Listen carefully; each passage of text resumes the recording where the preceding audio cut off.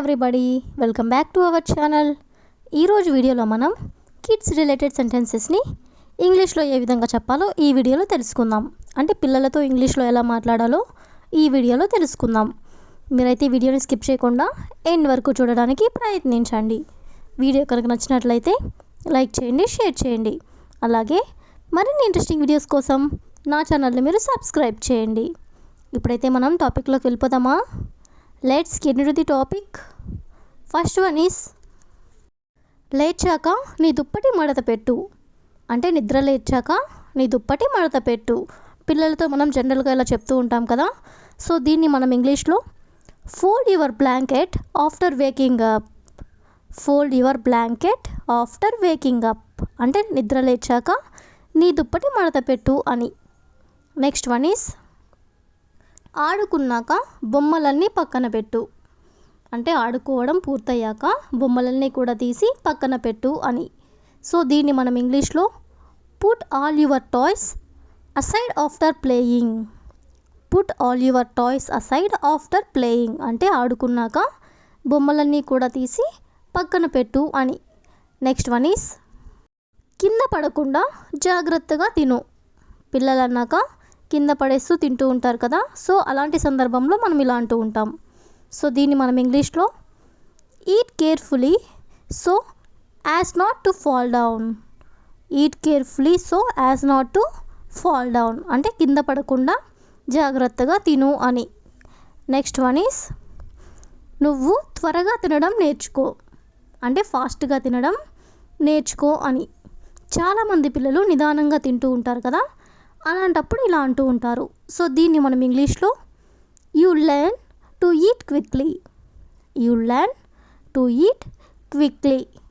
Quickly అంటే త్వరగా అని. నువ్వు త్వరగా తినడం నేర్చుకో అంటే you learn to eat quickly. Next one is బట్టలన్నీ ఎందుకు తడుపుకుంటున్నావు. బట్టలన్నీ ఎందుకు తడుపుకుంటున్నావు. చాలామంది పిల్లలు నీళ్ళల్లో ఆడడానికి చాలా ఇష్టపడుతూ ఉంటారు కదా. అలాంటప్పుడు ఇలా అంటూ ఉంటారు. సో దీన్ని మనం ఇంగ్లీష్లో why did you get all your clothes wet. Why did you get all your clothes wet. Wet అంటే తడిగా ఉండడం అని. బట్టలన్నీ ఎందుకు తడుపుకుంటున్నావు అంటే why did you get all your clothes wet. Next one is ఊరికే అటు ఇటు పరిగెత్తకు. ఊరికే అటు ఇటు పరిగెత్తకు. పిల్లలు అన్నాక పరిగెడుతూ ఉంటారు కదా. సో అలాంటప్పుడు ఇలా చెప్తూ ఉంటారు.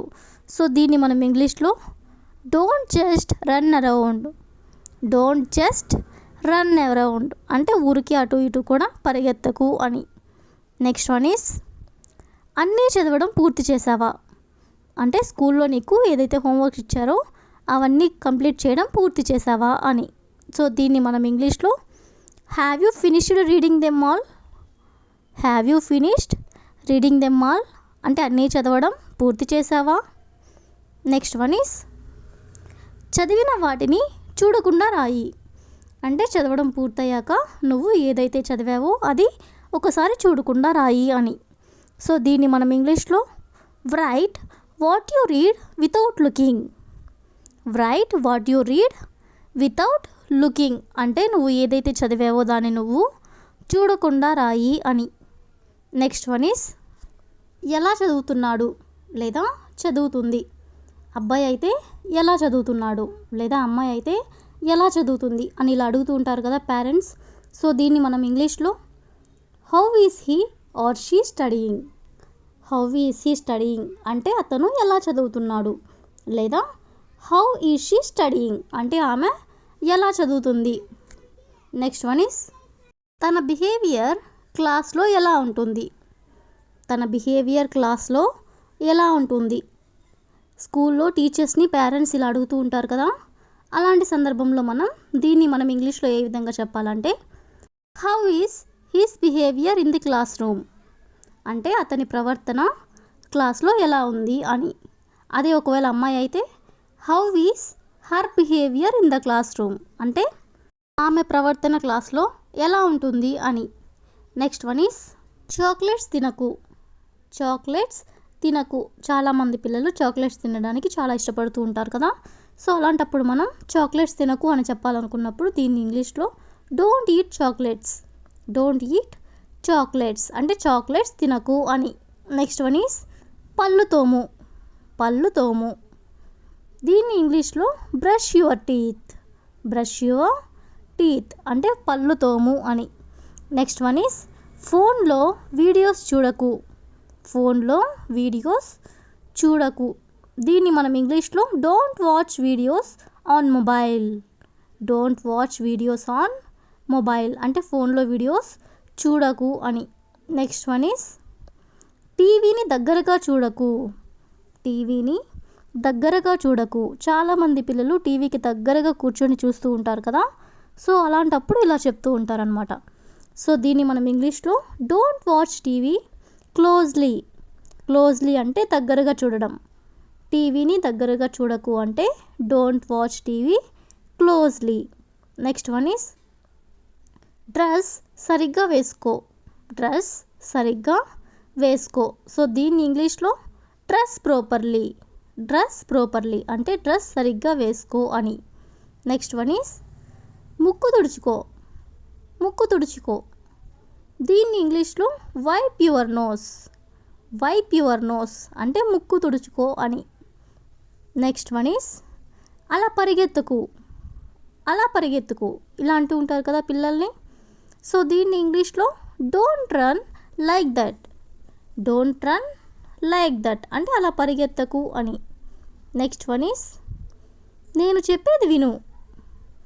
పేరెంట్స్ ఇలా అంటూ ఉంటారు కదా పిల్లలతో, నేను చెప్పేది ఒకసారి విను అని ఈ విధంగా. సో దీన్ని ఇంగ్లీష్లో listen to me. Listen to me అంటే నేను చెప్పేది విను అని.